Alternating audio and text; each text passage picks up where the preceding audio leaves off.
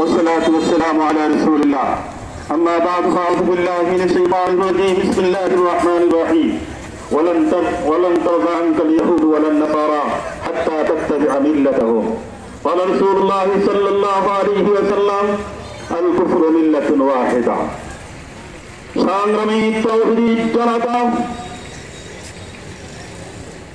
আজকের এই মানব বন্ধনের সংগ্রামী সভাপতি হযরত উলামায়ে কেরাম সংগ্রামী তৌহিদি জনতা আজকের এই সময় আমরা মাদ্রাসায় পাঠ ও পঠনের কাজে লিপ্ত থাকার কথা পালন করেন আমরা রাজপথে এজন্যই এসেছি।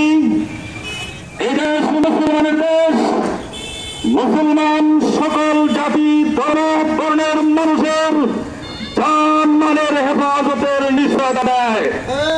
এই সুবাদে যেহেতু বাংলাদেশ ৯২% মুসলমানের দেশ, এদেশে আমরা হিন্দুদের মন্দির পাহারা দিয়েছিলাম।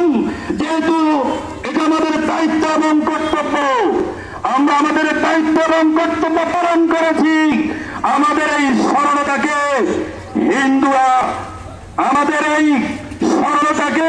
হিন্দুরা দুর্বলতা মনে করেছে। আর এই দুর্বলতা মনে করার পরিপ্রেক্ষিতে ওরা পাথরের মাথা আমাদের মাথায় চড়ে বসার চেষ্টা করছে। আমরা কি দেখেছি? আমরা ওদের মন্দিরে পাহারা দিয়েছি, ওদের জানমালের নিরাপত্তা দিয়েছি, বিনিময়ে ওরা আমাদের রক্ত ধরিয়েছে। ওরা আমাদের রক্ত ধরায় নাই, মুসলমানের শরীরে আগুন ধরিয়েছে, আগুন। সংগ্রামী তৌহিদি জনতা, আমরা ইতিহাস স্মরণ করিয়ে দিতে চাই। তোমরা তো গোবর আর গরুর চোনা খাও, তোমাদের তো মেধা নাই, ইতিহাস সম্পর্কে তোমাদের অভিজ্ঞতা নাই। আমরা ইতিহাস স্মরণ করে দিতে চাই। এক ভোরের আত্মনাদের বিনিময়ে এই ভারতবর্ষ মোহাম্মদ বিন কাসিম বিজয় করেছিল, তোমাদেরকে স্মরণ রাখতে হবে। একজন মুসলমানের রক্তের বিনিময়ে হযরত শাহজালাল মুজাররদি রহমতুল্লাহি আলাইহি তোমাদের গুরু গৌরব গোবিন্দের তখ্ত কাউসকে নাস্তানাবুদ করে দিয়েছে। তোমাদের ইতিহাস ভুলে গেলে হবে না। আজকে তোমরা আলিফের রক্ত ঝরাওনি, 18 কোটি মুসলমানের কলিজায় আগুন ধরিয়েছ। আমরা সরকারকে বলতে চাই, ছাত্র জনতা, উলামায়ে কেরাম, তৌহিদি জনতার রক্তের উপরে, রক্তকে নির্ভর করে আপনি ক্ষমতায় এসেছেন। আজকে তৌহিদি জনতার কথা আপনাকে শুনতে হবে। সন্ত্রাসবাদী উগ্রবাদী সংগঠন ইসকনকে বাংলাদেশ থেকে নিষিদ্ধ করতে হবে। আমরা আরেকটা কথা বলে দিতে চাই, এদেশ ৯২% মুসলমানের দেশ। আপনি বৈষম্য বিরোধী সরকার, কিন্তু চাকরির ক্ষেত্রে হিন্দু এবং মুসলমানের মধ্যে যে বৈষম্য লুকিয়ে আছে, এই বৈষম্য দূর করে ৯২% মুসলমানের দেশে ৯২% মুসলমানদের চাকরি নিশ্চিত করতে হবে। সরকারকে বিনীতভাবে জানিয়ে দিতে চাই, আপনারাও যদি আমাদের এটাকে দুর্বলতা মনে করেন, আমাদের এই সরলতাকে, আমাদের এই বক্তব্যকে যদি কানে না নেন, আমাদের এই সরলতাকে দুর্বলতা মনে করেন, তাহলে এদেশের তৌহিদি জনতার যে ঢল নামবে, এই ঢলকে সামলানোর ক্ষমতা ডক্টর ইউনূস সাহেব, আপনি আপনার উপদেষ্টাদের নাই। আমরা রাস্তায় নামবো, কাপড়ের কাপড় মাথায় নিয়ে আমরা রাস্তায় নামবো। সমস্ত ইসলাম বিরোধী শক্তি সহ আপনাকে উৎখাত করে এদেশের মসনদ ইসলামী হুকুমত কায়েম করে ছাড়বো ইনশাআল্লাহ। আমি আরেকটা কথা বলতে চাই, শুধু ইসকন নয়, ইসকন তো হিন্দুত্ববাদী জঙ্গি সংগঠন।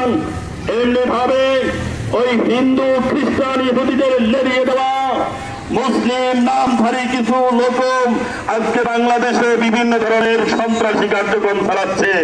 তার মধ্যে কাদিয়ানি, সাদিয়ানি সহ যত ইসলাম এবং মুসলমান বিরোধী শক্তি তৌহিদি জনতার বিরুদ্ধে আজকে মাঠে ময়দানে উঠে পড়ে লেগে আছে, তাদেরকে সম্পূর্ণরূপে বাংলাদেশ থেকে নিষিদ্ধ ঘোষণা করে তাদের কার্যক্রম বন্ধ করতে হবে। সর্বশেষ কথা, গুজরাটের কসাই মোদি, তোমার উদ্দেশ্যে আমি বলতে চাই, ইতিহাস ভুলে গেলে চলবে না।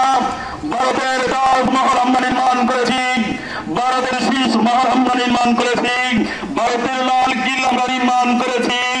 তোমাদেরকে তোমাদের প্রভু পৃথিবীর বেনিয়ারাম এদেশের মুসলমানদেরকে ধ্বংস করে মুসলমানদের হাত থেকে ক্ষমতা কেড়ে নিয়ে তোমাদেরকে দেশের ক্ষমতায় বসিয়েছে। এটা মুসলমানদের বিরুদ্ধে, ইসলামের বিরুদ্ধে বিশাল একটা ষড়যন্ত্র ছিল।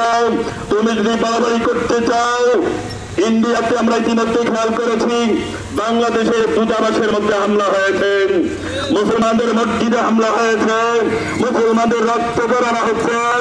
এই রক্ত জড়ানো যদি বন্ধ না হয়, এই হামলা যদি বন্ধ না হয়, তাহলে আমরা বাংলাদেশ থেকে তোমরা জানো আমরা রক্ত দিতে জানি, মুসলমান রক্ত দিতে জানে, মুসলমান রক্ত দিলে শহীদ হয়, মুসলমান বিজয় অর্জন করলে কাজী হয়। সুতরাং আমরা আমাদের রাসূলের ভবিষ্যৎবাণী তোমাকে শুনিয়ে দিচ্ছি, গজওয়াতুল হিন্দ যেই যুদ্ধে মুসলমানদের বিজয় হবে ইনশাআল্লাহ, সেই দিন অতি নিকটে। তুমি যদি সতর্ক না হও, তুমি যদি সাবধান না হও, অচিরেই দিল্লির লাল কিল্লার মধ্যে, দিল্লির সিংহাসনের মধ্যে কালেমার পতাকা উঠবে, কালেমার পতাকা উঠবে, কালেমার পতাকা উঠবে ইনশাআল্লাহ। সুতরাং সাবধান হও, সতর্ক হও, সব ধরনের হামলা বন্ধ করো, সব ধরনের নির্যাতন বন্ধ